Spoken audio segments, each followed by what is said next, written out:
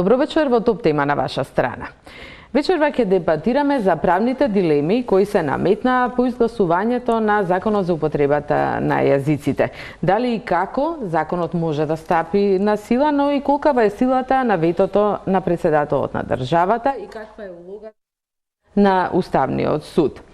Во топ тема на ваша страна дебатираме со Тренда Филипановски, поранешен судија на Уставниот суд, со професорот на Тетовскиот универзитет Беким Кадрију и професорот на Штипскиот универзитет Димитар Апасиев. Добро вечер на сите. Да почнеме со на прашање, што деновиве се наметнува, господин Кадрију, може ли законот за употреба на јазиците да биде објавен во службен весник и без потпишување на указот од претседателот, со тој да стапи на сила? Па да, тоа е прашањето што се поставува веќе овие 2 дена после изгласувањето на законот во собрание. Нашето собрание, нели законодавниот дом, нашиот устав, нашиот правен систем го прифаќа принципот на поделба на власта помеѓу нели државните централни органи, законодавна власт, извршна, судска. Председателот припаѓа на извршната власт, има определени ингеренции, нели тоа што се вика check and balances во другите власти. Од аспект на законодавната постапка, нели нашиот председател, односно председателот на Република Македонија има право на така наречено суспензивно вето. Нема право на апсолутно вето или на џебно вето. Тоа значи дека после гласање на еден закон во собранието, председателот има право, нели, да не го потпише указот прв пат во рок од 7 дена, како пропишува законот за собрание. Има право, нели, да размислува, затоа е даден тој рок, да размислува дали законот е добар, целисходен или не е добар. Тој го стори. Точно, првиот пат. Меѓутоа, кога се враќа законот во собрание, втор пат, нели, кога се изгласува со мнозинство од вкупниот број на пратеници или со двотретинско мнозинство, затоа постојат изрични одредби во нашиот устав, се предвидува дека тој има должност да го потпише указот и законот да, нели, да оди поната, односно да се објави во службен весник и да стапи на сила. Што очекувате вие? Председателот тоа не го направи. Он најави дека нема да го потпише. Јас, видете, значи, во овој момент тој мислам дека нема право да размислува во правец дали законот е добар или не е добар. Тој тоа го направи. Значи, помеѓу двете, да речам, двата државни органи, значи собрание и председател, кога зборуваме за усвојување на закони, значи се разбира, тежиштето е на законодавниот дом, како представнички орган, како орган кој ги представува граѓаните како носител на суверенитетот. И во вториот пат, нели, председателот нема право да не го потпишува, односно има должност да го потпише указот. Затоа и нема рок, пазете, во вториот случај, председателот нема рок во кој треба да го потпише указот. Знаете зашто? Затоа што неговата обврска е неодложна. Нема он сега можност да размислува. Не е веќе прашање на волја негова, на желба некова.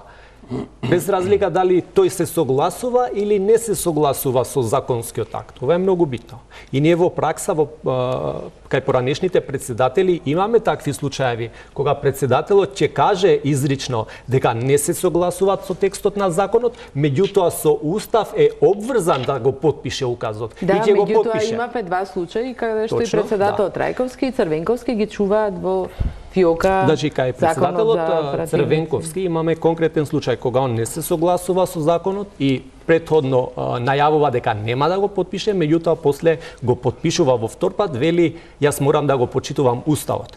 Значи, уставна обврска постои и тоа е несомнено. И од тука јас почнувам кога си го поставувам прашањето што понатам. Мојот почетнички, значи, став е дека председателот е во конфликт со уставот во моментот. Тоа е мој почетнички став. И сега, само да завршам вемо. Прашањето е дали, што го поставувате вие, и јас се разбира, и другите колеги предпоставувам, дали може законот да влезе во сила без подпис на председателот? Така. Кои се алтернативите? Законот е усвоен. Можност да се врати во собрание нема. За да влезе во сила, пропишано е да има 2 подписа. Од председател на собрание, од председател на држава. Меѓутоа, мојот став е, не смееме суспензивното вето на председателот да го трансформираме во апсолутно вето. Тоа е недозволиво. Значи, нашиот правен систем му дава на председателот само суспензивно вето. Во втор пат мора да го подпише тоа и мојот став е дека мора законот да оди понатаму и да се објави во службен весник, дури и без подпис на председателот. Може да се забележи дека председателот не сакал да го подпише, во спротивност со уставот. Не сакал да го подпише указот. Може. Меѓутоа, ја мислам дека ако констатираме дека председателот има обврска да го подпише указот сега, втор пат, има обврска, има должност според уставот, и тој тоа не го прави, тој е во судир со уставот, тој го крши уставот, а тој се заколнал дека ќе почитува устав и закон. И за непочитување на устав и закон, он треба да сноси одговорност политичка. И сега, ако тој не го подпише, значи ако не го подпише уставот, ние не смееме да бидеме заложници и целата законодавна постапка, целиот законодавен процес, односно усвојување на закони, не можат да бидат заложници на неуставното однесување на било кој субјект, па дури председателот на држава. Апасиев, кој е вашиот став? Па кратко и јасно, без указ нема закон. Значи, без подпис на председателот, законот е мртво родено чедо, тој не може да влезе во сила. И илузорно е ова што го кажува колегата, дека без негов подпис тој може да се објави. Прво, не може да се објави. Значи, зошто да не може ни да стигне до Уставен суд затоа што нема закон. Значи, без указ нема закон. Тоа е уставна празнина. Нашиот устав, како што знае јавноста, го пишуваа професори кои не се конституционалисти, кои не се професори по уставно право, туку по меѓународно право, историја на право, социологија на право и така натаму, и има многу недоречености. Тие недоречености досегашните наши председатели ги користеле во неколку наврати и за овој случај имаме она што уште од римското право е познато како лекс имперфекта или несовршен закон. Значи, прво, точно е дека има обврска да го подпише, но нема санкција доколку не го подпише. Значи, единствено што може собранието да направи е да покрене постапка за импичмент. За да покрене постапка за импичмент треба двотретинско мнозинство и тоа Иванов добро го знае и затоа оди на таа карта. Второ, не постои рок во кој што председателот во втор пат е задолжен да го подпише и тоа може да трае до недоглед. Впрочем, таква ситуација имавме во 2001 година, кога председателот Борис Трајковски 2 пати одби да го подпише екстремно привилегирачкиот закон за пратеници и тој закон никогаш не влезе во сила.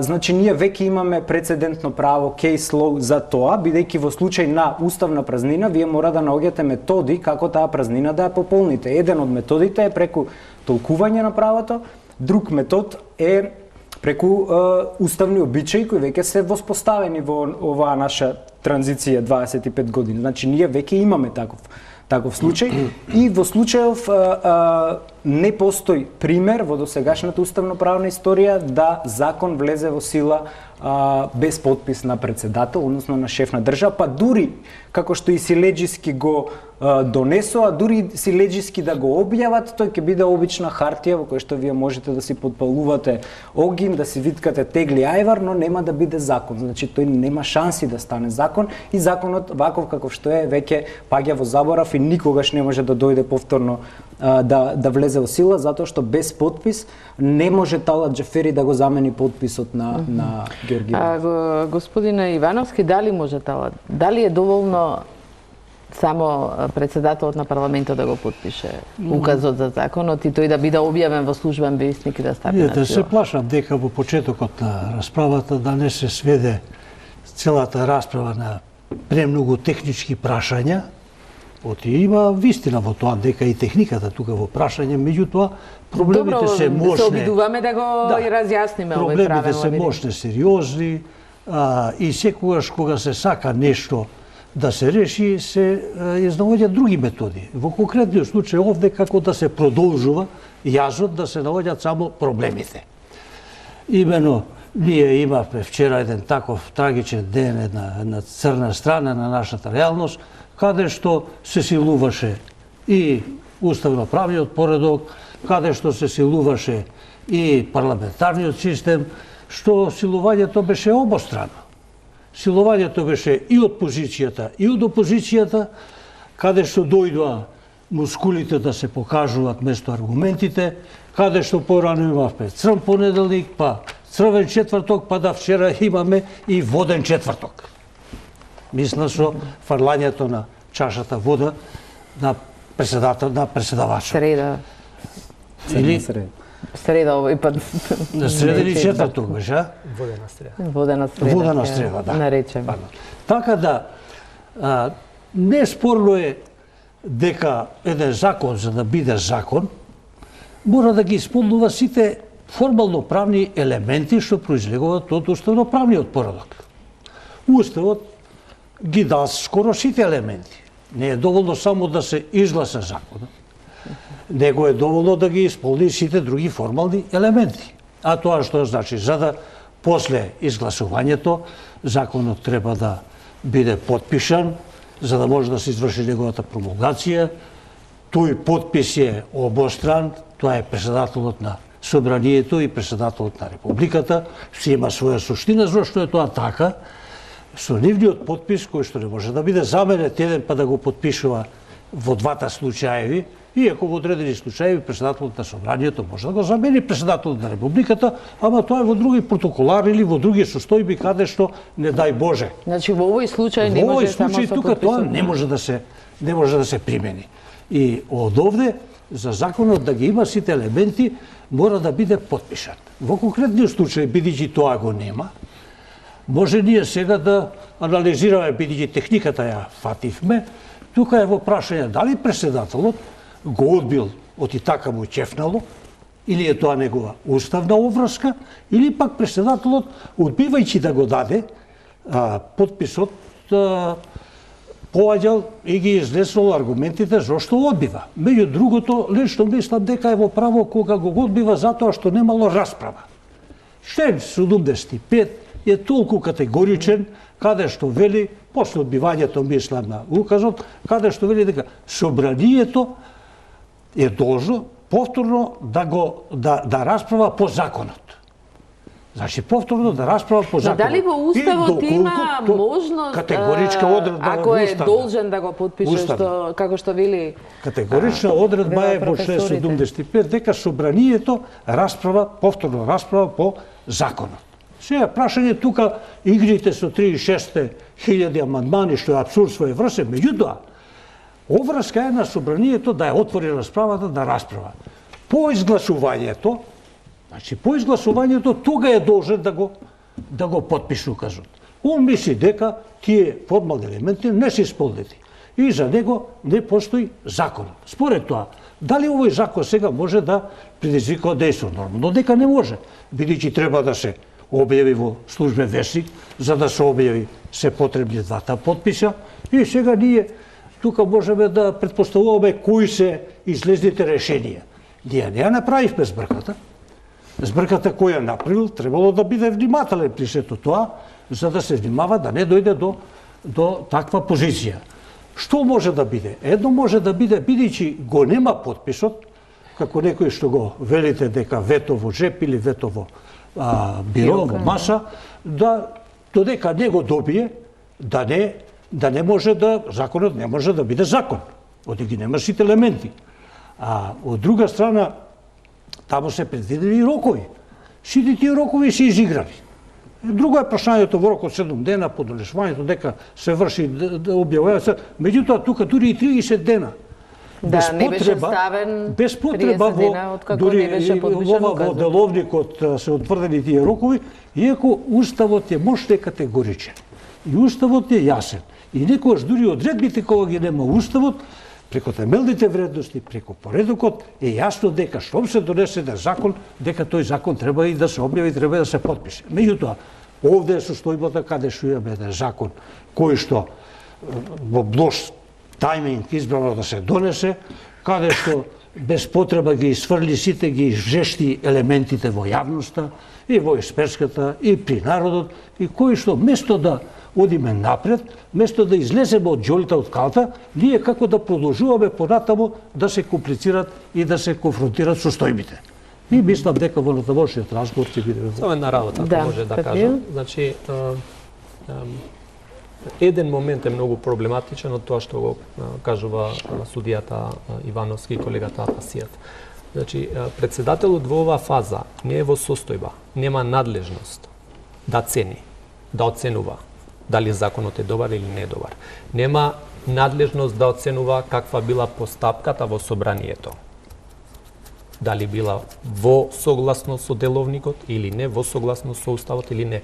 Тоа не се негови надлежности. Тој во моментот, и тука мислам дека се согласуваме сите, според устав, во втор пат е должен, тој е должен да го потпише указот. Тој не цени ништо. Може да биде тој загрижен за содржината. Тоа го кажал во првиот пат. Напиша таму околу 15 страни, мислам, забелешки за тоа зошто е проблематичен според него законот. И тоа е тоа. Вториот пат веќе нашиот правен систем му дава право на собранието со мнозинство гласови да го усвои законот, председателот е должен да го потпише. Рок нема, затоа што оваа негова обврска во овој пат е неодложна. Мора одма да го потпише, затоа што нема што да цени тој. Треба да ја почитува волјата на собранието, на представничкиот дом и на тој начин да ја почитува волјата на граѓаните на Република Македонија. Значи, санкција има, а тоа е неговата одговорност за почитување на уставот и законите. Според членот 87, председателот е одговорен за кршење на уставот и законите. Друго е прашањето што тоа можеби не може да се иницира, затоа што е потребно двотретинско мнозинство во собрание и во уставен суд исто така. Меѓутоа одговорност постои. Не може да кажеме дека не постои одговорност. Тој е должен да ги почитува уставот и законите. Уставот вели јасно дека тој е должен да го потпише указот. Нема тој што да цени. Може, опростете го запоставувате аргументот за расправа. Ова е битен уставен елемент. Да го разгледа, веди уставот. Не да расправа, туку да го разгледа. Прочитете го како. Може, значи, да го разгледа законот, не да расправа, да го разгледа во трето читање. Влегуваме во сфера на Њутнов закон, а не на право. Значи, секое кршење на деловник логично е да имплицира кршење на подоцна на друг функционер. Значи, Талат Џафери 5 пати го прекрши и уставот и деловникот и логично е дека тој иницираше едно прекршување од страна на председателот. Во поглед на довербата на граѓаните, во апсолутни бројки земено, СДСМ и ДУИ заедно да ги земете немаат толку гласови колку што има председателот. Значи во мешовите системи не за џабе правото на вето не е сместено во одделот на председателот како негова надлежност, туку е сместено во одделот на собранието. Со тоа за уставотворецот алудира дека тоа е дел од законодавна постапка. Од тука кога вие ќе прекршите силеџиски и деловник, и устав, нема да отворите расправа по амандмани, што очекувате вие? Ние не спориме дека Иванов го крши уставот, меѓутоа свесно го крши уставот. Значи тој се повикува на повисоки идеали, а тоа е утилитас публика, јавен интерес. Во случајов е загрозен основскиот карактер на републиката. Тоа е дел од преамбулата, ние влечеме традиции од таа антифашистичка борба. Значи законот за јазици, еве го решението на АСНОМ, каде што се воведува, и еве тиранската платформа. Законот за јазици е дел од втората, а не од првата. Од тука, председателот кој има над пола милион гласови, легитимитетот е кај него. Нема санкција во случајот. Не постои правна санкција освен импичмент. И тој тоа го знае, да имаше двотретинско до денес ќе го разрешеа. Поентата е што тој е должен, тој не смее да цени во овој момент. Тоа што го кажувате вие, тој нема право да го прави, ама тој нема право да го прави. Тој е должен да го почитува уставот, ништо точно како што и Талат Џафери беше должен, така? Беше должен да отвори расправа за амандманите. Беше должен, не отвори. И како не беше должен? Кој став не беше должен? Сакате да ви го прочитам? Тој што го, па и јас го имам тука. Па ајде да го прочитаме. Значи, по повторното разгледување на законот, значи од кога го вратил, така, амандмани можат можат да се поднесуваат само во врска со укажувањата на председателот на Републиката, член 173 став 3. Да, значи не треба да толкуваме тука. Или во текот на трето читање, пошто кога се враќа законот, од председателот се враќа во трето читање. Во текот на трето читање, амандманот во текот на второ читање, значи само за тие членови кои биле изменети во второ читање со амандмани. Значи морате овие две одредби заедно да ги читате. Во скратена постапка второ и трето читање се споени. Тоа значи еве да не бидат вие 35.000 амандмани, така? Тоа е разлика колку се, тоа е беа претходно 85, така? 85-та. Колку се разгледа? 1. Значи повторно е прекршена процедурата. Без разлика, вие имате деловни, вие имате конкретна одредба. Право, лекс специалис дерогат леги генерали. Специјалната одредба која се однесува на вратен закон, така ја применуваме, нема што да толкуваме тука. Специјално закон во одредени случаи не може да биде во спротивно со општиот закон. Каква да речеме, вие зборувате, законот може да биде поединечен акт во споредба со уставот, не значи дека ќе оди во председателот го враќа, така? Со уставот. Не секогаш го враќа, првпат Иванов у 2 мандати првпат го враќа законот, така? Он го враќа. И сега амандмани можат да се поднесуваат, можат. Значи ДПМН како најголема опозицијска партија го користи правото да поднесе амандмани. Филибастеринг, познат политички институт, така? 35.000. Свесно одат да го одолговлечат, како што Дуј одеше за законот за бранители. Апсолутно. На истиот начин. Меѓутоа, значи, не може одредбата така на која се вика и председателот на разгледуваме. собранието, значи во текот на третото читање на предлог законот, трето читање, кога се враќа од председателот, тоа е во трето читање. Амандмани може да се поднесат само на членовите на кои биле усвоени амандмани во текот на второ читање. Такви немаше. Не ми одговарате на прашање. Значи имаше 85 беа. Разгледувани ли беа? Немаше усвоени амандмани. Значи еве да не се овие 35. Вие се повикувате на деловник. Во деловник значи немаше усвоени. Немаше усвоени амандмани. Ама ве молам, немаше усвоени амандмани. Немаше усвоени амандмани. Значи во 5 наврати е силувана. Да ги бројаме ли се? Добро, тоа е процедурата, Ивановски? Не, тука е јасно, не би одал на деловникот кога го имам уставот пред себе. Уставот кажува дека повторно се разгледува. Тоа е категорички јасно и од тука нема бегање. Друго е прашањето, како што вели господинот. Друго е прашањето што вели господинот премиер дека 9 месеци се расправа. Прашање е колку се расправа. 9 месеци се комплицират со стојбите додека дојде да се расправа. А за волја на вистината ништо не е расправано што мора да се расправи. Ја далеко од партиските влијанија на се това, него сакам да дојдам да доловам суштината. Дека за јазикот... Колку имаше дебати во првото читање, веројатно ќе...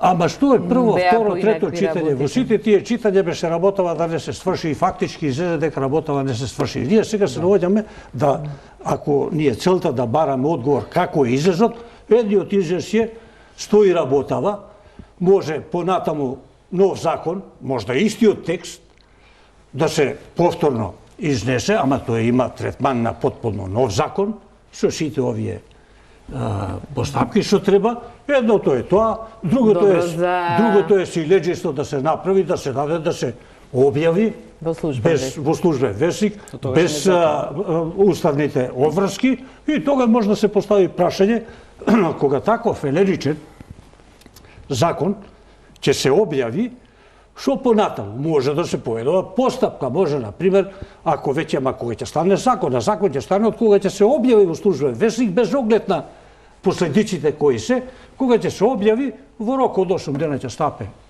во сила, ќе влезе во сила. Нема вакација легис овој. Или не знам колку. Толку е битно тоа е по објавувањето, не може порано, него со по објавувањето ќе влезе во сила и после може било кој да поднесува постапка, иницијатива да покренува пред Уставниот суд за оценка на уставност. За Уставниот суд, пред да поминеме на тоа, Јулијана Левковска-Пешевска ги анализираше сите дилеми, некои од нив и сега отвараме. Процедурата во која беше донесен законот за јазиците е најмногу оспорувана, но од што зависи кога и како тој ќе стапи во употреба, да ја видиме анализата. Уставниот суд пред нов предизвик. Ќе покрене ли постапка по службена должност или пак ќе чека да се достават иницијативи за оценување на уставноста на Законот за употреба на јазиците? Експертската јавност веќе се произнесе. За поголемиот дел од нив законот е донесен во лоша процедура, а претходно не е испратен ниту на мислење на Венецијанската комисија. Низа одредби се неприменливи и може да создадат конфузија во институциите и воопшто меѓу граѓаните. Законите се испраќаат на мислење кај Венецијанската комисија кога се во нацрт верзија за да се даде оценка на пропустите и слабостите. Секоја интервенција во ваква фаза е задоцнета. Особено резервирани се две прашања за кои претходно беше неопходно мислење: банкнотите и униформите во армијата. Политички партии и здруженија најавија дека ќе поднесат иницијативи за оспорување на уставноста и прекршување на процедурата. Како аргумент го наведуваат фактот што за закон за кој не е подпишан указ, собранието е должно да ја заврши постапката во рок од 30 дена, да го донесе, да се усвојат амандмани или пак да не го изгласа. По истекот на тој рок, секаква процедура и активност врзана за текстот, што бил оспорен од председателот, според експертите, е надвор од нашиот правен систем. Со истекот на 30 денови, процедурата по тој закон престанува и тој натаму не може ниту да се разгледува, ниту да се гласа по него, бидејќи е надвор од процедурата. И покрај забелешките и критиките, премиерот Заев не го менува ставот за Законот за употреба на јазиците. Тврди дека тој не бил изгласан скришно и задкулисно, туку дека 9 месеци била отворена дебата. Упати апел Иванов да го подпише законот, а Уставниот суд и Венецијанската комисија да се изјаснат час поскоро по него. Но председателот Иванов е категоричен дека тоа нема да го стори со образложение дека законот може да предизвика далекусежни последици и редефинирање на државното уредување. Во досегашната пракса не постои ниту еден случај закон да биде објавен во службен весник и да почне да се применува без подпис од шефот на државата. Председателите Борис Трајковски и Кирил Глигоров два пати одбија да подпишат закони: Законот за пратеници и Законот за кривична постапка, пошто тие никогаш не стапија на сила. Но тогаш не беше донесен законот за собрание, кој пак сега го врзува Иванов да го подпише указот. Во ваков случај Иванов се соочува со можноста во парламентот да биде покренато барање за импичмент, односно да биде повикан на одговорност за кршење на уставот и законите. Носењето на законот најде и на критики кај дипломатите, на политичарите им порача да не носат одлуки кои не се приоритет за земјата и не се во согласност со професионалните барања, туку само ги задоволуваат апетитите на политичките лидери. Да, тоа се овие сите прашања и дилеми кои се наметнуваат. Господин Кадрију, доколку биде објавен законот и стапи на сила, автоматски веќе е најавено дека тој оди пред Уставен суд. Опозицијата најави дека ќе... Може ли Уставниот суд, според тоа како функционира, знаеме со толку многу забелешки, да биде тој што ќе пресуди дали овој закон ќе стапи на сила или не, или Не, ако оди во Уставен суд, веќе предпоставуваме дека законот стапил во сила. Бил објавен на службен весник, стапил во сила, и оди во Уставен суд. Тоа значи дури дојде на дневен ред на Уставниот суд, овој закон би се применувал во практиката. Па да, предпоставуваме, да. Значи Уставниот суд има таа надлежност, и студијата знае можеби подобро, има таа надлежност да ги цени, да цени уставноста на законите и уставноста и законитоста на другите општи правни акти, како викаме во правото.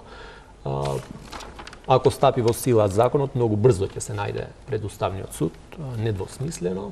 Уставниот суд дефинитивно е кај нас единствениот орган што може да утврди дали законот е во согласност со уставот или не. Зависи од секоја иницијатива што се поднесува таму, може целиот закон да се стави пред Уставен суд дека е неуставен, може одредени одредби да се може ли процедурата да се оценува, уставноста на процедурата како е носена овој? Дека може, спомна судијата пред малку нашите основни начела на темелни вредности што ги викаме во членот 8, да речеме владење на право и така натаму. Значи може од тој аспект Уставниот суд да анализира и евентуално постапката на усвојување на законот. Сега ако навлеземе во меритумот, односно во предметот на прашањето, можеби секој од нас би имал различно мислење. Јас да речеме мислам дека Уставниот суд треба да донесе одлука со која ќе ги отфрли, да речеме, иницијативите во смисла дека законот е уставен. Мое лично мислење. Имам аргументи за тоа исто така. И тоа, еве, да не навлезам во тоа прашање. Господин Ивановски, Добро е околу процедурата малку. може ли секој- да самиот суд да Затоа. поведе иницијатива? Секој, да не секој чека... граѓанин, полнолетен граѓанин може да поднесе иницијатива пред Уставниот суд. Може по собствена иницијатива и Уставниот суд, иако во пракса го избегнува тоа, бидејќи секогаш за такви прашања има интересенти кои веќе не чекат ни собствена иницијатива, него ќе биде Веќе има покренат. напишана. Дури веќе има и најавени такви иницијативи. Со поднесувањето на иницијативата започна една постапка во Уставниот суд, која што околу месец дена најмалку траи додека се добие, додека се даде на судија известител, на соработник, додека тоа се обработи, па се побара мислење од доносителот на актот.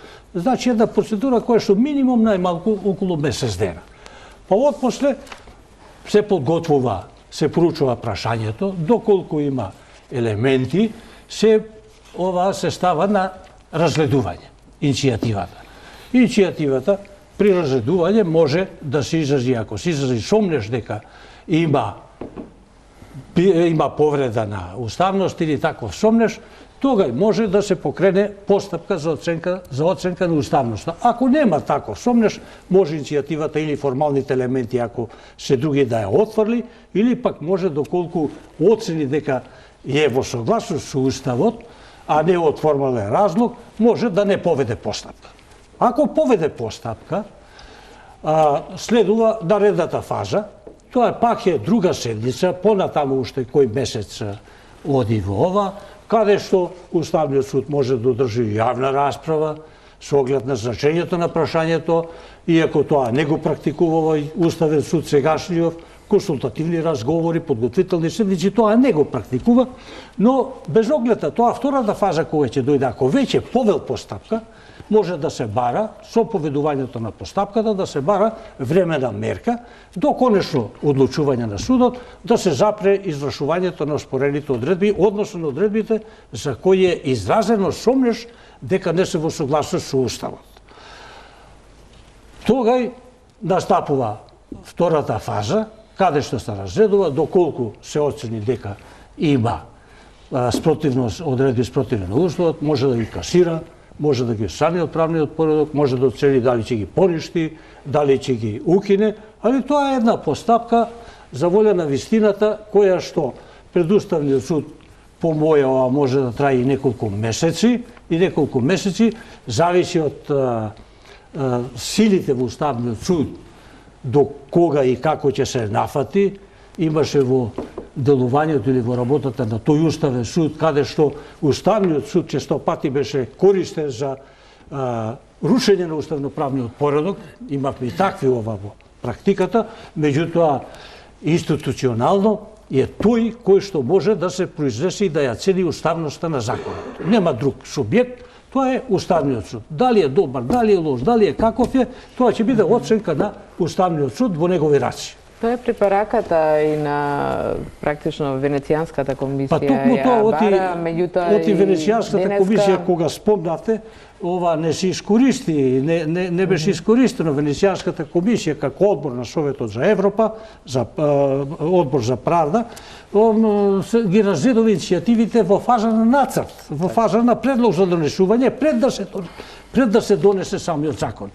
Сега овде веќе ставени сме во таква позиција да и меѓународниот фактор на некој начин гледа дека нешто не штима и затоа дури на некој начин предлага еве и таков каков што е да се достави до Венецијанската комисија за да може и она да се произнесе. Лично мислам дека е тоа закасето, дека тие инструменти требаше да се искористат, меѓутоа о том потом, сигурно дури не е касно никогаш, иако пак сега како што е во ова фаза, дали ќе влезе во сила, дали нема да влезе, се уште се тие прашања кои што може да се искористи влијанието на Венецијанската комисија. Значи, ми ценам дека темата е безпредметна што ја зборуваме, бидејќи законот никогаш нема да стигне до Уставниот суд.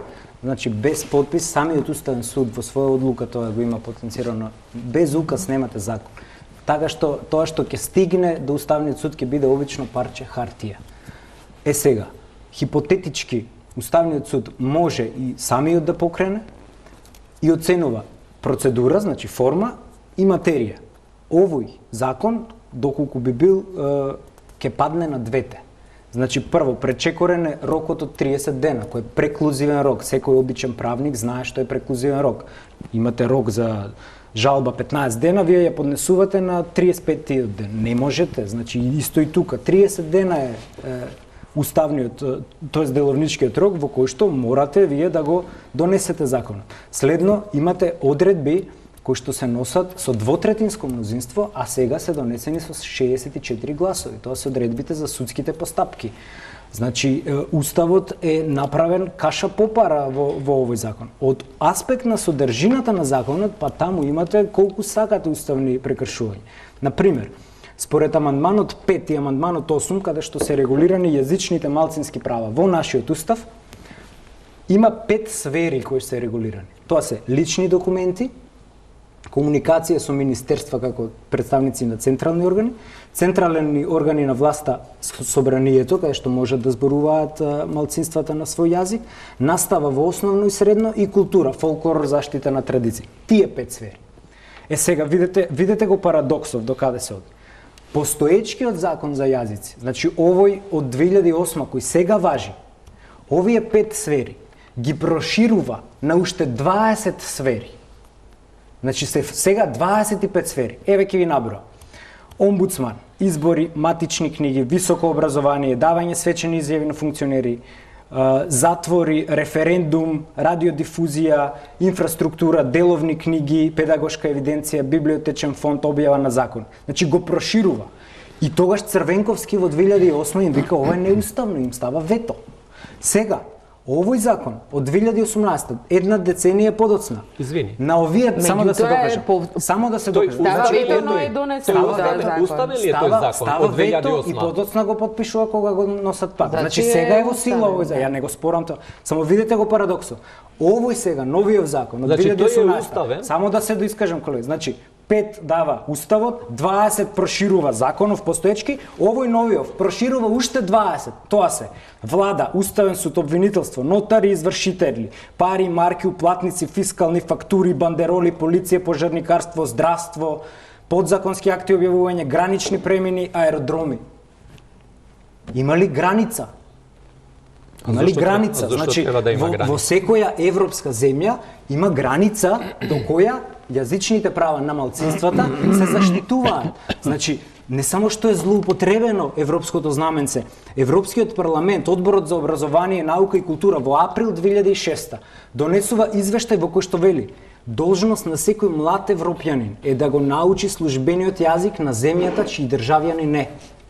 А зашто го зборувате ова? Ме разбирате? Затоа што имате судии кои не знаат македонски јазик. Не е точно. Јас сум бил сведок. Не е точно. Услов е да знаете македонски јазик да влезете во суд. Услов е. Значи децата учат службен македонски јазик од трето одделение. Ако било кој, например, јас тужам некого, јас странката, адвокатот, вештакот, сведокот, сите се македонци, поротникот е само албанец, ќе мора да има превод и на албански. Добро, да му дозволиме на Од каде тоа? Навистина ли има? Нема да. Кај нас ќе биде, да. Значи, вие со... Дали е неуставен? Дали има многу работи кои може да се успорат? Можно е. Не велам дека не. Самиот закон како што е. Дел, да речеме, јас имам некои мои дилеми за тоа. Да речеме, делот каде што се вели дека познавањето на јазикот во постапката, постапките се уредуваат со 2/3, можно е да има дилеми. Меѓутоа, генерално, колегата Пасиев самиот вели дека во 2008 година има закон усвоен кој оди надвор од рамката на Уставот. Тој постои и ден денеска. Постои. Имало иницијативи пред Уставен суд. Уставен е законот. Значи, тезата дека законот оди надвор од амандманот 5 и поради тоа е неуставен, не држи. Значи, овој закон е во сила, а тој самиот кажавте дека оди надвор од таа рамка. 20 сфери надвор. Без разлика. А значи, ние сите знаме 20 сфери. Супер. Да, супер, да. Значи, Уставот е општ правен акт. Тој има одредени начела што ги дава и после тие начела се конкретизираат со закони. Имаме закон од 2008 година. Имаме сега закон во 2018 година. Немаме закон се уште. Да. Без указ немаме закон. Усвоен закон имаме. Втора работа што сакам да спомнам. Спомнавте за малцински право. Во Република Македонија правен систем малцинства нема. Има граѓани на Република Македонија, има заедници. А нема и у Грција заедници, нема да, малцинства. 20%, под 20, над 20% и правото на употреба на јазикот се гарантира со моментално закон од 2008 и новиот закон од 2018 година. Сферите во законот, значи, законодавецот одлучил да оди во одредени сфери, да ги регулира, да го гарантира правото на употреба на јазикот. Мене ми е жал што еве и дел од македонските интелектуалци и граѓаните, значи, се зафатија за законот за употреба на јазиците, за албанскиот јазик. Многу ми е жал за тоа. Значи, има милион закони кои што одат надвор од уставот. Да речеме, уставот предвидува, еве, пример, уставот предвидува избирачко право, 3 услови: државјанство, способност за деловна способност, државјанство и 18 години. Изборниот закон оди на тоа. Тој предвидува да имате и, да речеме, лична карта, пасош, живеалиште и така натаму. Никој не рекол дека ова одредба е спротивна на уставот. Што според вас е спорно евентуално и велите дека рековте дека имате и вие своји забелешки кои за го мене надминуваат уставот? прво е многу битно што законот ќе се усвои и се надевам ќе влезе во сила и ќе почне да се применува, за да се убедат сите дека со примената на овој закон ништо нема да се случи од тоа што предпоставуваат некои ќе катаклизма. Не е точно. Како што во вашиот универзитет од каде што доаѓате, на таблата нема македонска табла. Зашто нема, кога по закон е должно да има? Има. Ете тоа ќе го направи закон. Сум бил и сум ја видел. Добро, дозволете само не ми одговоривте на прашањето. Што е она што според вас е спорно, да. Значи, многу е битно да се види дека законот нема да ја федерализира државата, нема да суверенитетот да го повреди и така натаму. Ова дебата ме потсетува на 1998 година. Имате закон за педагошки факултет да се учи на албански јазик. Имате протести тогаш, исто, гасни комори за албанците, мртов албанец е добар албанец, слични изговори. После 20 години, и пазете, тогаш имавме закон за педагошки факултет, имавме албански на педагошки факултет, се основаше 2001 година Универзитетот на Југоисточна Европа на албански јазик, имаше и македонски, се основаше, односно се легализираше Тетовскиот универзитет. И пазете, после 20 години, тие протести ни изгледаат чудни. Тогаш. А беа протести против албанскиот јазик. Истото се случува и сега. И затоа ми е многу жал. И затоа се радувам што законот ќе се применува и сите ќе се убедат дека ништо нема да се случи од тоа. Чисто ќе се применува, ни финансиски трошоци нема да има. Што ќе кошта ако на униформата на полицијата пишува покрај кирилица, пишува и на латиница полиција, што значи на албански. Пак не ми одговарате што ако пратениците можат да земат на име патни трошкови по 100.000 евра годишно, ако можете да трошите за Скопје 2014 година 600.000 или милиони, 700 милиони евра, ако треба да платите да ги тргнете овиот Вардар, како ги викаме, не знам. Кој да платиме? Ја да платим. Државата. Граѓани. Па исто е. Значи, зошто да не инвестирате во јазикот? Гледате ли како ги зоврива националните страсти? Може ли на господин Ивановски? Поради вас. Не треба. Заради тоа што вие сте против албанскиот јазик. Добро, да не биде диалог. Ова господин Ивановски, да? Затворено прашање. Не требаше да се остави адакта е прашање. Молам да ми дозволите.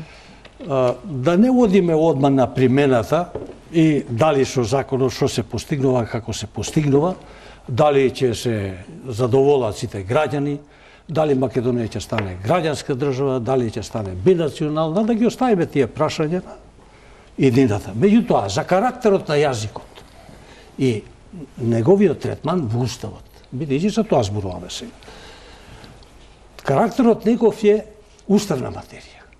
Класична устава материја. Службената употреба на јазиците, службена. И не случајно во член 7 амандман 5 е од основните одредби на уставот, кои се темел за другите одредби натаму. И не случајно сите невралгични точки кои што можеле да бидат во едно општество се уредени во член 7. И отпосле во 2001 година, после настаните, со амандманите и со рамковниот договор, со уставот, тие прашаја да се фундират и се утврдија со амандманот 7. Дадени се сите генерални, во амандманот 5, дадени се сите генерални прашања. Што се проблемите сега со 2008 година? Значи, па сепак се јавува потреба со да дополнувањето. се донесе Проблемот еве во што беше. Проблемот беше од неостварувањето на амандманот така како што требаше. Уште повеќе, дали во некои делови беше неспроведуван, иако имаш одговори. Битно што е? Битно е дека со овој амандман, ги спомна господинот Апастиев, се дават доста елементи, дали се тоа за употребата на македонскиот јазик во меѓународните односи за вкупната територија, па после за употребата на јазиците на 20%, како ги викаме, се мисли пред се на албанскиот јазик овде, ги дава сите елементи за личните документи, исправи, комуникација помеѓу централните органи. Што остана там? Единствено остана во ставот кај што се вели органите на државната власт ќе комуницираат и ќе се остварува правата на граѓаните во согласност со закон. Единствено е таму повик дека тоа треба да се уреди со закон. И јас очекував дека овој закон од 2008 година ќе го фундира тоа, ќе го доразработи. Имаше пред тоа во министерствата, никој министерство тие работи не ги разработуваше, што беше голема последица. Имаше и тогај дека секој граѓанин во подрачната единица ќе се обрати на својот мајчин јазик, да добие одговор на својот мајчин јазик. Тие недостатоци тогај што беа, меѓутоа во поголемиот дел, имајќи во предвид карактерот на законот, дека се судството, постапките во судовите, не само судовите, постапките во судовите, обвинителство, имајќи ги во предвид локалната самоуправа, имајќи во предвид државната управа, судство, сите овие се прашања кои што уставно се уредуваат со двотретинско мнозинство. И тука отстапки нема. Ако во законот за судовите тоа прашање не е добро решено, во законот за судовите треба да се изврши интервенција. Ако во обвинителството треба да се вгради, да се изврши интервенција да се вгради. Меѓутоа, земањето женерал, сите овие прашања да се уредат во еден закон, тој морал да го почитува принципот на карактерот на тие прашања да се донесе со двотретинско мнозинство.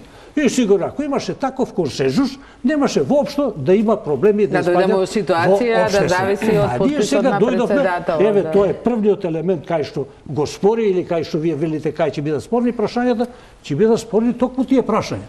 Имате вие во судската постапка уредени конкретни прашања, па и до сега тие се беа во примена и по уставот и по законот. Во законите. Да, ама постоечкиот закон е технички многу подобар отколку овој. И сега со проширувањето на сето ова, нормално дека се поставаат тие прашања. Ќе имате судир помеѓу овој закон и материјалните закони други кои се ги уредат тие прашања кои се донесат со двотретинско мнозинство. И тука веќе сите тие прашања ескалират. И затоа може да се постави, затоа може да се постават одговорноста на сето ова, а инаку кои се интенциите, какви ќе бидат, што ќе бидат, мислам, право да... Две работи. Значи, по однос на прашањата на постапките, на судските постапки, кои што се уредуваат со двотретински закони. Поентата е што тие постапки генерално ја уредуваат самата постапка. Дали кривична, граѓанска, административна. Прашањето на јазикот се уредува со закон за јазик. И овој закон се усвојува. Мислите дека е неопходен, не како што е. Тоа е ваше убедување, ваше мислење. Овој е закон специјален за јазикот, што офаќа и делот на употреба на јазикот во постапките, а не чепка во постапката. Во моментот кога ќе чепка во постапката, тогаш може да биде противречен. Мислите дека тие закони не уредуваат и употребата на јазик? Може да ја уредуваат, меѓутоа не учествува. Ако не учествува, само една збор да ви кажам. Се вели доколку судијата во една општина, каде што не го исполнува квантумот од 20%, е судија во тој суд, веќе се дава тука такви определби дека постапката ќе се води двојазично. Доколку директорот на една гимназија, дали е тоа во Делчево или во Струмица, е албанец, исто така постапката ќе се води, мислам, сета ова документација, ова, пак ќе се води двојазично. Двојазично. Значи македонскиот јазик нити е рационално. Ајде да не збориме за тоа, тоа може да зборат другите во ова, меѓутоа сакам да кажам дека не може така да се посматрат работиве. Меѓутоа тоа не се применувало. Ама ниту можело да се применува, па сега за тоа се... Па и македонскиот јазик Значи, не се применува по. Да завршам ако може. Значи, така да зборот беше дека овие прашања се... Еве, во контекст на ова што се кажува, да, прво, законот законот не го чепка воопшто македонскиот јазик. Па, И таму каде што постои, па и овој закон го уредува. Вели од почеток, како убаво го знаете, се уредува македонскиот јазик е службен јазик во цела територија и така натаму. Значи тоа не се чепка воопшто. И прашањето на санкциите кога се вели погрешно дека ќе има санкции за непознавање на албански јазик, не е точно. Ќе има санкции за неприменување на законот, а некој ако не го применува законот и по однос на македонскиот јазик, ќе има санкции. Ама ке нема само. Значи законот во овој закон нема казни за... Не, зборувам за новиот закон. Така. Нема нов закон. Доека За не новиот закон Добро, што се сега усвои во што среда. зборуваме, да. Да, што се усвои во среда. Прашањето што го почнав пред малку, значи прашањето на постапките. Овој закон не уредува постапка. Овој закон уредува прашање на јазик. И по однос на законот кој употребата во постапката на јазикот. Како не го уредува, ама не да не не е прашање на постапка, тоа е прашање на јазик. По однос на јазикот, овој закон е специјален јазик. Во постапката, така да ве моламе. Овој е специјален закон за јазикот и по однос на јазикот ќе се применува овој закон, а не законите за постапката. Таму каде се вели, да речеме, што ме прашувате вие каде имам некоја дилема, да речеме, таму каде што се вели дека, да речеме, повредата на правото на употреба на јазик се смета како повреда на постапка, тоа е веќе прашање на постапка и тоа треба да се реши во законот за кривична, односно парнична, односно општа управна постапка и тоа прашање на постапка. Таму веќе може да има одреден проблем. Генерално за употребата на јазикот, мислам дека е окей. Трета работа што сакав да ја спомнам, пошто се спомна судските постапки, зошто би се водела постапката само ако една од странките биде припадник на заедница која е над 20%, односно албанец. Значи, имаме и Европска повелба за регионални малцински јазици, каде што изрично се вели дека државите странки на овој документ во моментот кога едната странка припаѓа на таа група, постапката треба да ја водат на тој јазик. Еве, на англиски. Ве молам, точно да. Немојте да ги злоупотребуваме меѓународните документи. Да, ве молам. Европската... Не, да завршам. Ве молам да завршам. Добро, меѓутоа. Добро, значи, судовите на барање на само една странка ќе ја водат, повторувам, ќе ја водат постапката на јазикот на заедницата во кривични граѓански управни предмети. На англиски, courts at the request of one of the parties shall conduct the proceedings in the regional or minority language. Значи постапката ќе се одвива, да, и со новиот закон така, мислам не е страшно. Што не е еднонасочна комуникација. Значи секаде во цивилизирана Европа. Целата постапка не е прашањето на комуникација на странката со судот, туку целата постапка што овој закон од 2008 го нема. Од 2008 тоа го нема. Тука е кваката. Прво се фативте во контрадикција, преска велите дека нема малцински јазик, а цитирате конвенција за малцински јазик. Конвенцијата така се вика. Значи албанскиот е малцински. Така се вика. Не, може да биде и регионален. Може да биде и регионален. Регионален кој ќе бидеме федерација. Сега е малцински јазик по сите европски стандарди. Сега кваката е што? До сега еднонасочна комуникација. Вие сте албанец, така, одите пред суд и барате да зборите албански. Немам ништо против со тоа. Ја знаете со што имам против. Кога ја ќе отидам пред суд и ќе имам превод. Зошто да имам превод? Зошто да имам превод на албански? Ја ќе отидам, не вие. Ама вашето право да го користите македонскиот јазик никој не ви го пречи. Тужам комшија, се разведувам, одам вас да зборувате албански. Вие ќе се зборувате македонски, а јас ќе зборувам албански. И што има лошо во тоа? Лошо има во тоа што по не можете вие да ни го наметнете мора да на знае македонскиот јазик. А никој не ви го наметнува. Кој ви го наметнува? Па во моментот кога вие викате дека јас треба да зборувам на Европскиот парламент вика секојдневната употреба на службен јазик, различен од мајчиниот, е предуслов за општа интеграција на децата. Имате албанчиња кои не знаат да бекнат македонски. И обратно, имате македончиња кои немаат албански. И така ли ние ќе градиме соживот? со негирање. А дали И што е повеќе доминантно повеќе во тоа? албанци знаат македонски или повеќе македонски знаат албански? Нормално е, бе, колега, како да знае? Па Македонија е државата, не е Албанија е државата. Немојте да бидете Македончињата во Албанија до четврто оделение без разлика како се вика државата. Значи ние сме еднакви во оваа држава. Зошто вас ви пречи унапредување на албанскиот јазик кога вашиот македонски јазик воопшто не се чепка? Како не се чепка кога јас кога ќе отидам пред суд, а судијата е албанец, ќе имам симултан превод во сопствена држава. Зошто да имам? Вие ќе зборувате македонски. Затоа што е право на судијата да зборува 2 милиона евра само у почеток ќе кошта. Сигурно не 100 милиони евра колку кошта Јас сум за 2 Скопје милиона евра да го 2014. изчистиме Тетово, да им даеме права на стечајците албанци, да изградиме А може да се градинки у скрадат албански бенефициите средини. на пратениците, Нека се скрадат исто и тоа. членовите на ДИК, на членовите на антикорупцијска комисија.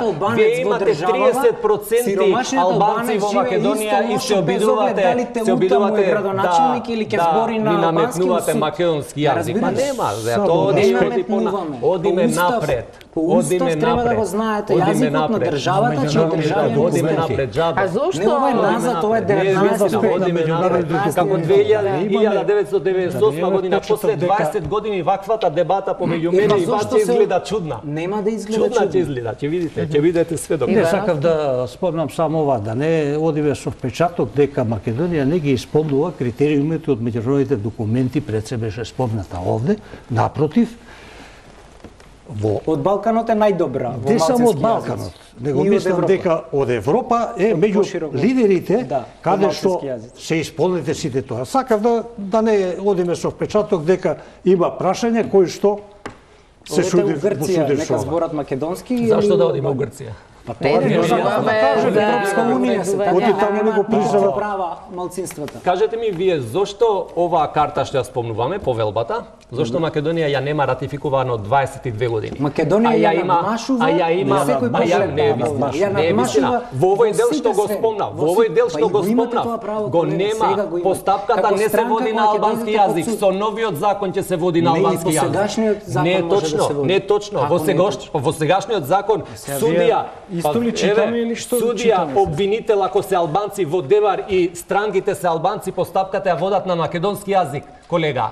Не, Тоа не сега може ќе да се ја водат смени. таму никој не може. Парнича има право да ја има водат само и Прекршачно документи. критична Не, тоа е постоечкиот само закон го комуникација, не е точно. Па вие Постоечкиот убаво го закон знаете го тоа. Тоа е само комуникација на странките со судот. Постапката се води на македонски јазик. Тоа ќе се смени сега. Ќе се води Нема на да се албански. смени, нема да влезе законот во сила.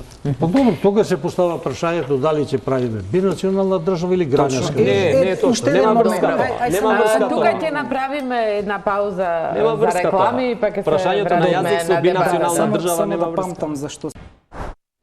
Продолжуваме со дебатата за сите правни дилеми околу законот за употребата на јазиците. Господине Ивановски, законот беше даден, меѓутоа не цел, законот за употреба на јазиците, кај Венецијанската комисија да се бара мислење, меѓутоа само за униформите, нарама и за банкнотите, но не и целиот закон. Сега меѓународната заедница упатува дека го очекува мислењето на Венецијанската комисија како пресудно или што се очекува? Па Венецијанската комисија како метод се користи најмногу од скоро од сите држави кои што сака самата држава да се провери дали законите што ги предлага и решенијата во нив дали се во согласност со европските стандарди.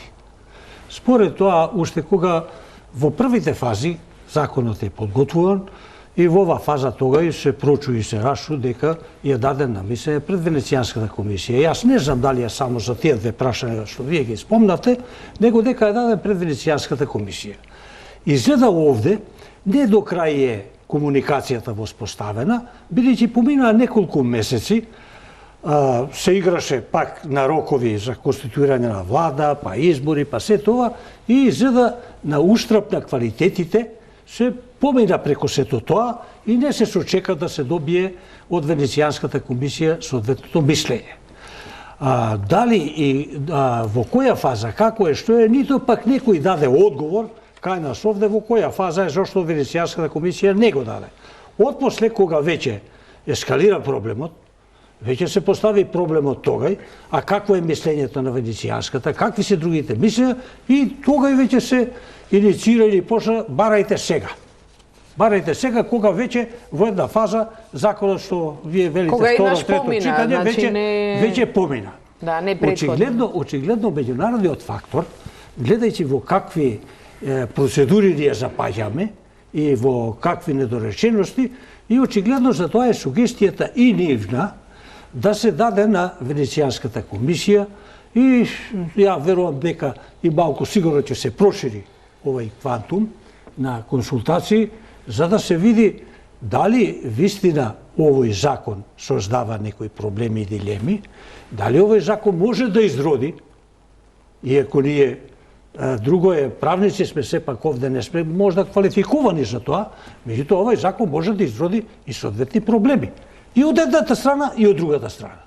Кај едната страна да се почувствува дека еве, мнозинската заедница е спротивна да другата голема заедница биде дискриминирана во ова. Другите помали заедници нормално што ќе се побунат што ги нема воопшто во законот. Законот се вика за употреба на јазиците, а всушност во заградата стои албанскиот јазик. Според тоа, одма пак македонците сега од друга страна, па ќе испадне работава, па каде сме ние тогај, кога веќе колку што гледам по овие расправи што ги има од институти, од ова македонскиот јазик, дека е загроза на македонскиот јазик.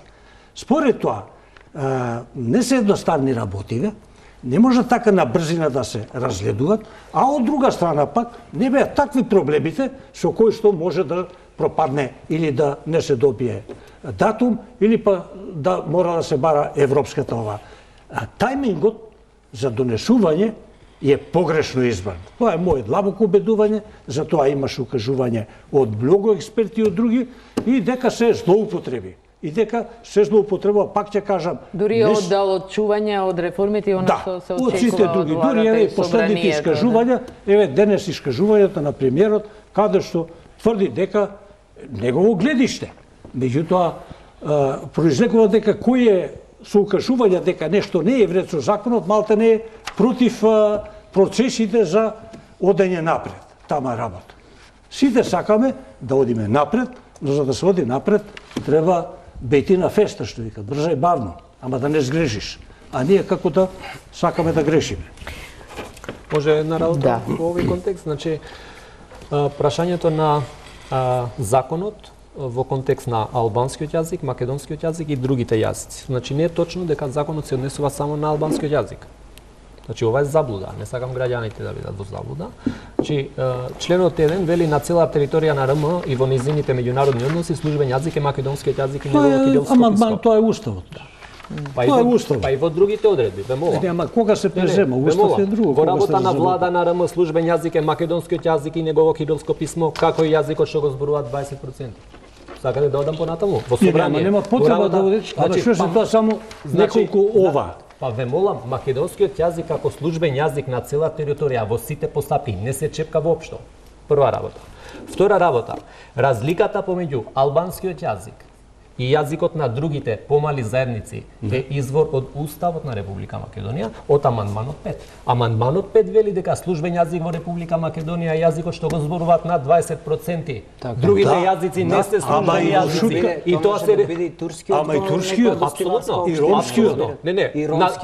Не, ве молам. Не зборуваме за општините и другите единици на локална самоуправа. На ниво на Република Македонија 20% од населението. Тоа е моментално е албанскиот јазик.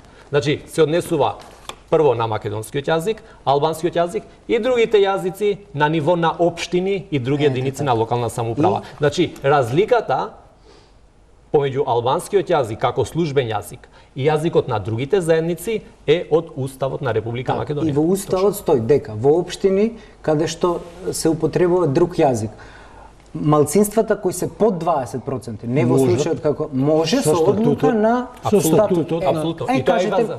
Кажете ми вака. Имаме 28 албански општини со мнозинство. Во кој од тие 28 вие како зборам како етнику, како албанци, е унапреден друг јазик. Во Кичево е турскиот јазик. Зошто не е ромскиот, во Кичево е турскиот српскиот, турски. Значи, од 28 општини па еве ги има. Во две. Па еве ги има. Па без разлика, значи ги има. Вие земате примери, фаѓате во тој пример сами. А на локално ниво не давате права на другите заедници, зошто да не има влашки јазик. Што го дава турскиот јазик како службен јазик на цела општина Гостивар. И тоа пред најмалку 6-7 години. Па зошто поставувате прашања, одговорот го знаете унапред. Ама го знам затоа што има само две општини. Ме разбирате, од 28. И повеќе има. Па тука е проблем. За Венецијанска комисија. Значи ова е после свадба тапани, они го исилуваа законот, па сега постфестум мислење Венецијанска комисија е советодавно тело кое дава мислење на нацрти, значи пред да се донесе. И друга финта има сега, што они бидејќи законот се носи со Баден-Терова, двојно мнозинство, дури и отпосле Венецијанска комисија да рече законот е крш, сменете го, одете па натерете го села и другите кои на национализам градат, па и овие од ДУИ, на национализам градат цела политичка кариера, одете па натерете го да гласа против во мислење на... Зашто во Морона што гради? На што гради? Ама исто... И овие што протестираат, што викаат дека ќе се губи македонскиот карактер на државата. Значи, спродуцира национализам. Ја воскреснува ДУИ која беше на работ да изумре, ја растурија беса со удбашки методи, ја не знам кои им се планерите, меѓутоа ова е погубно за целото општество. Значи ова беше адакта прашање, не требаше да се чепка. Ова само ќе стимулира тепачки по автобуси, тепачки на кале меѓу навијачи, ова нема да донесе соживот. Точно, тоа нема од законот да извира тама работа. Законот јас го гледам повеќе како фактор на интеграција. По основ на Венецијанската комисија, што очекувате да има некаква улога или тоа ќе добиеме едно мислење кое нема да влијае на комисија, точно тоа е советодавно тело, дава мислења и на предлози на закони, меѓутоа и на конкретни законски усвоени решенија. И сега ваквиот закон ако оди во Венецијанска комисија може да се дадат одредени препораки кои евентуално би биле вклучени во да, меѓутоа се бара само за банкноти и униформи, значи... Па не верувам, не, мислам дека идејата е да оди целиот закон на Венецијанска комисија, да, за да се добие една така поширока слика, меѓутоа така мислењата на комисијата се советодавни. Не се обврзувачки, и евентуално во еднина би влегле со измени дополнувања на законот, пошто законот веќе е готов.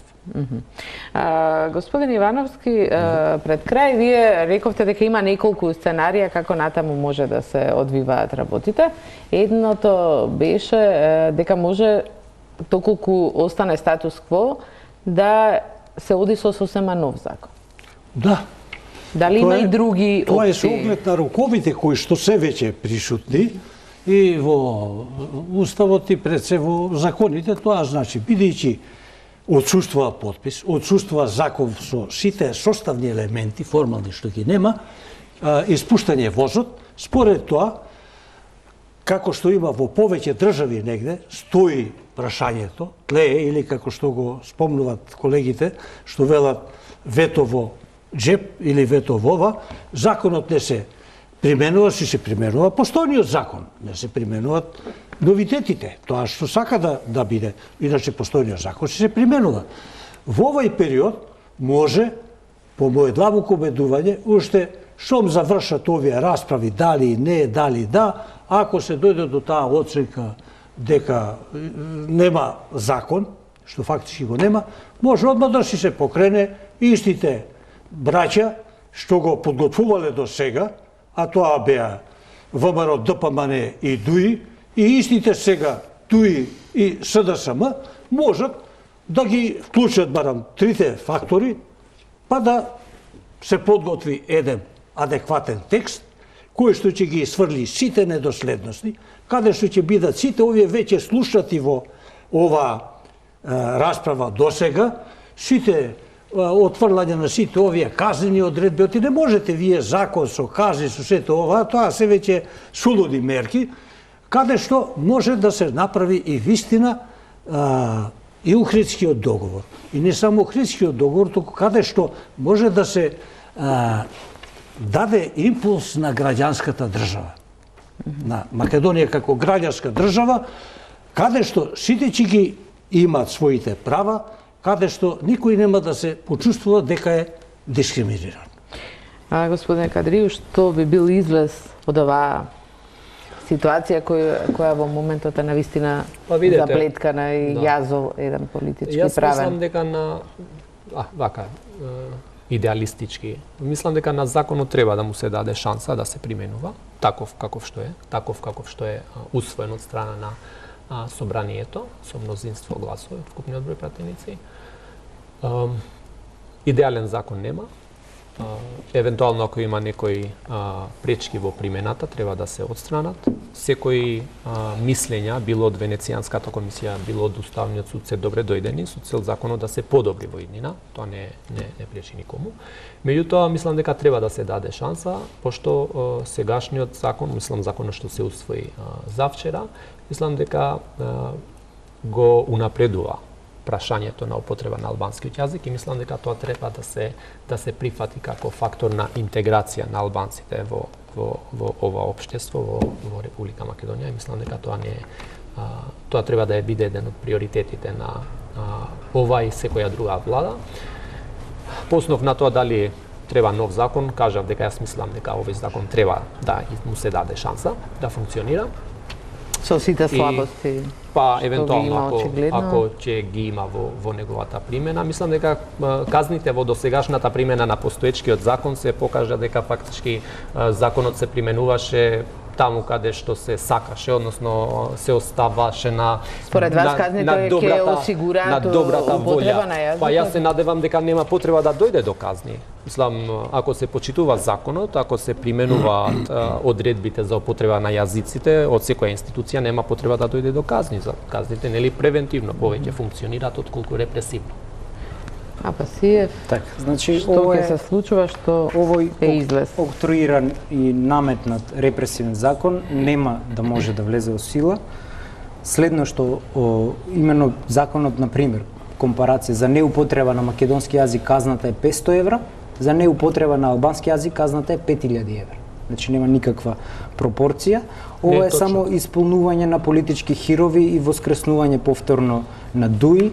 Она патетично обраќање на премиерот дека тоа е во склад со Устав, дека е единствена преостаната обврска од Охридскиот договор е дегутантно да се зборува. Впрочем, единствена преостаната обврска од Охридскиот договор е процесуирањето на хашките случаи, бидејќи според меѓународното кривично право геноцидните дејствија не застаруваат никогаш и треба да се отвори во иднина јавна расправа. Значи, ниту утре ќе се иселат албанците, ниту па македонците, значи ние тука ќе живееме со децении и со векови заедно и мора да се отвори јавна поширока расправа во која ќе бидат вклучени лингвисти, правници, а не вакви надриписарски текстови да добиваме, па ние сега да дебатираме 3 месеца за тоа дали е законот уставен или не. Значи, постоечкиот закон го завршува прашањето и тој треба во иднина да се расправа, да се дополнува онаму каде што треба и во една и во друга насока, а не да се носи нов закон. Може би е подобро да ги знаеме јазиците и да се учат пред да носиме закони за ние имаме сегрегирано општество, ние македонците и албанците сегрегација, интеграција. Имаме отделни паралелки, не се познаваме меѓу себе па за да се интегрираме. Јас во